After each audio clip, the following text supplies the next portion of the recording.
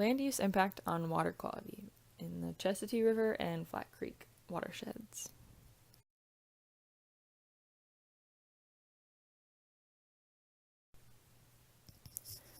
Land use impact on water quality is important to consider when we're monitoring ecosystem and human health because changes in the watershed land use can impact the condition of aquatic resources that are found within a watershed. This impact is most often accredited to changes in erosion, impervious surfaces, and vegetation cover. Land use affects water quality through the runoff of fresh water, nutrients, sediment, and pollution. Sediment loading can be monitored through total suspended solids and turbidity measurements, and high measurements of these are often associated with increased water temperatures, which leads to decreased dissolved oxygen levels and increased nutrient levels. Conductivity is another parameter that can be monitored to draw conclusions about water quality, and it measures the ability of water to conduct an electrical current and is a good indicator of increased human disturbance and water quality impairment from different pollution.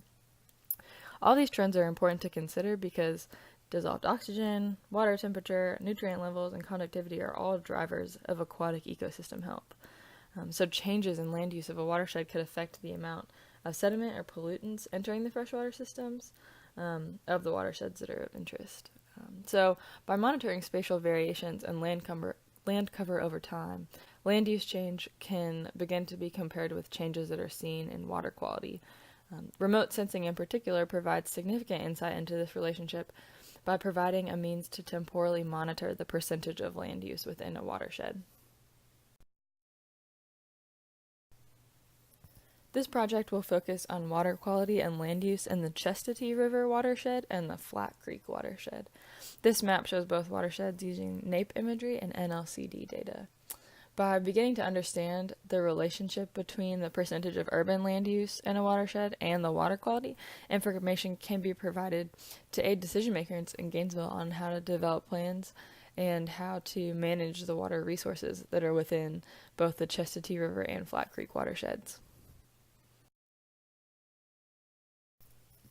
For this project, satellite images from Landsat 8 in true color as well as color infrared provided information about the amount of urban land cover, forested land cover, and vegetation density.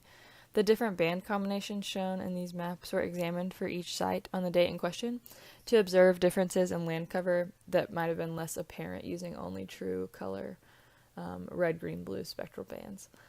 Urban areas seem to be most distinguishable using the near-infrared band combination.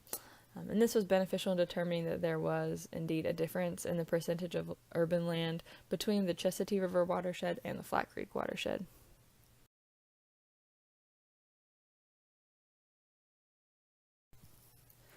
To create this land use map,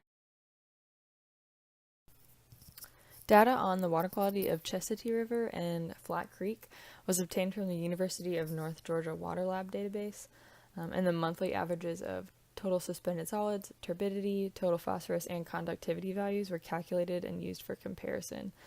So the values that are highlighted in yellow on the chart were calculated as outliers, and they weren't included in the average calculations. And then additional dates for the water quality outside of just January 2018, which is the date of the imagery, was incorporated just to provide more data on the water quality in a time frame where large changes in land use probably didn't happen and were unrealistic. The no data that's listed in the total phosphorus is due to phosphorus only being tested once a month at the water lab. And then data obtained to create the different maps from this project was taken from Landsat 8, NAPE, and NLCD as well.